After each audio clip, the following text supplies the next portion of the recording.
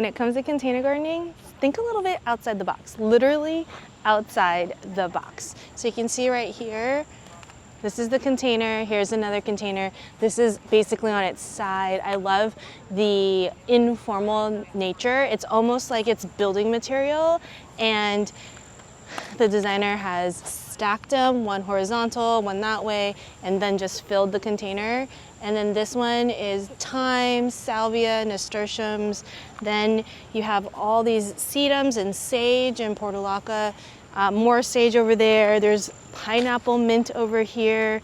And then on that side, there's a second pairing all the way over here. You can see there's the sage.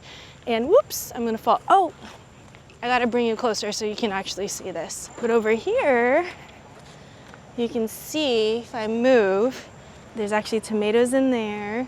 And this is like an entire edible arrangement right here. Once we have the grounds crew, yay grounds crew, place the containers the way we want them in the sun and the shade. They get filled with soil. They sit about a week or so, and then we get to planting. There are 3 of us in the Container Solutions team. It took us this year about a day and a half to plant everything. So we went down each pier and went, what was gonna look good with the container net? This one, I call it too blue for you. We picked up the blues in the container, and it really, plus one of my favorites, the cascading, the prostrate rosemary, which is like fabulous when you walk by. Also perennial. Also, it is? Yeah, it's rosemary perennial. And But it's that zone 6 and we're not. sometimes if we have a flower, it'll kind of go over there. Okay. Oh, I cool. smell it. Very You good just like smell. ruffled it next to it. This is another one of my favorites, the Zinnia Profusion Red Yellow Bicolor. I had it last year, south side, front yard, full sun, in front of the retaining wall.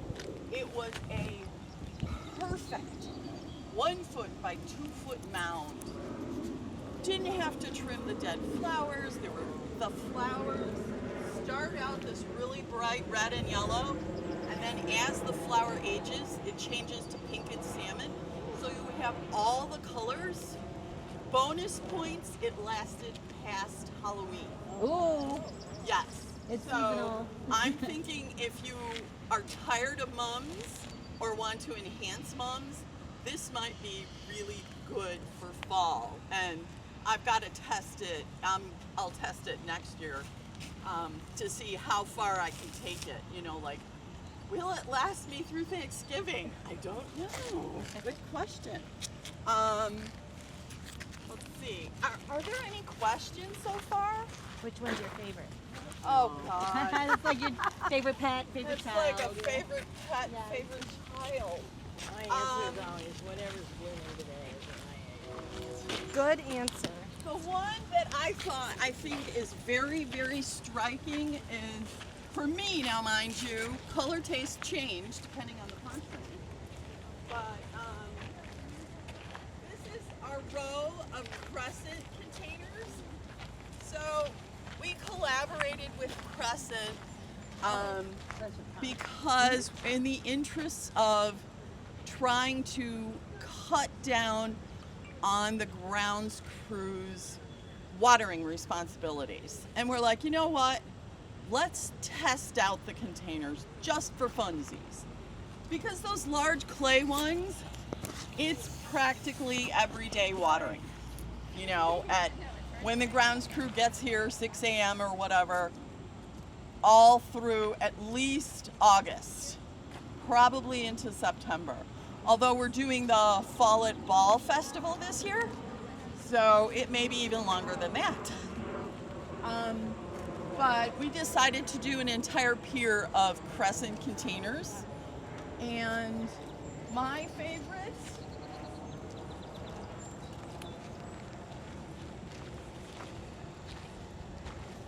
She's going. All the way at the end. I really like this one. That is pretty. The chartreuse pops against the gray, and red and yellow really looks stunning. Oh, yeah, from here.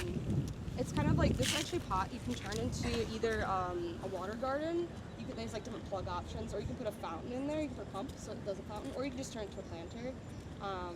But I kind of want to use it as like a garden, like a water garden with flowers. So that's why we put like some reedy stuff kind of in the back to kind of give that like look.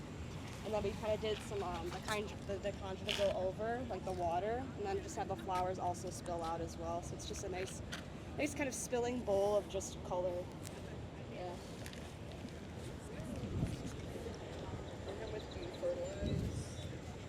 And it comes out of there. We have a clear line and a fertilizer line. So there's really only one fertilizer that we mix for the gardens, unless we need a specialized one, which then we'll take a dose-a-cart, which is like a pull-along injector, and use that. So generally speaking, for everything in the ground this year, everything got a 15-0-30 slow-release fertilizer at the time of planting. And then throughout the season, we supplement with the 21-7-7 acid special because our water and our soil here is very hard and alkaline. For the containers here, they've just been receiving the 21-7-7 acid special, and they do fine with it because it balances out the hard water that we have. They don't get fertilized every single time though, because I'm running it at a 300 part per million rate, and if we watered it that 4 times a week, they would get burned up. So these get fertilized probably once every other week, or probably once every week and a half, and then the rest of the time they just receive clear. So if we want to talk about favorite displays, it's this one. Let me turn it around and give you a closer look.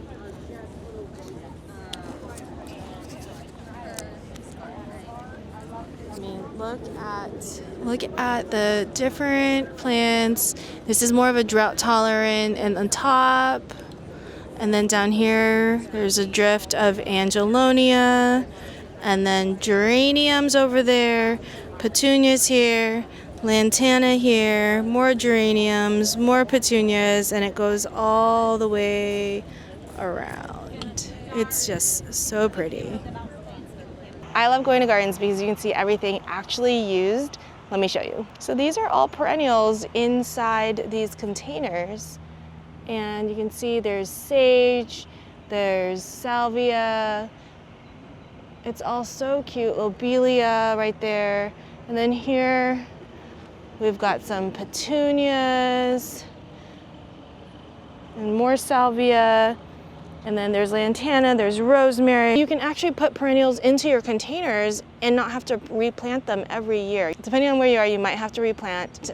If you have a zone that's a bit more difficult and you have a plant that you must grow that just doesn't overwinter for you. But I don't know, I love these perennials. I don't have a lot of space, so this actually makes maintenance a lot easier for me because you plant it once and it comes back every year. I'd love to know which ones are your favorites because I'm going to be adding some agastache. I'm going to be adding Centacular Rudbeckia if I can find it. And I definitely want some delphiniums and some Arctic fox. Let me know which ones you liked. And I'll see you in the next one.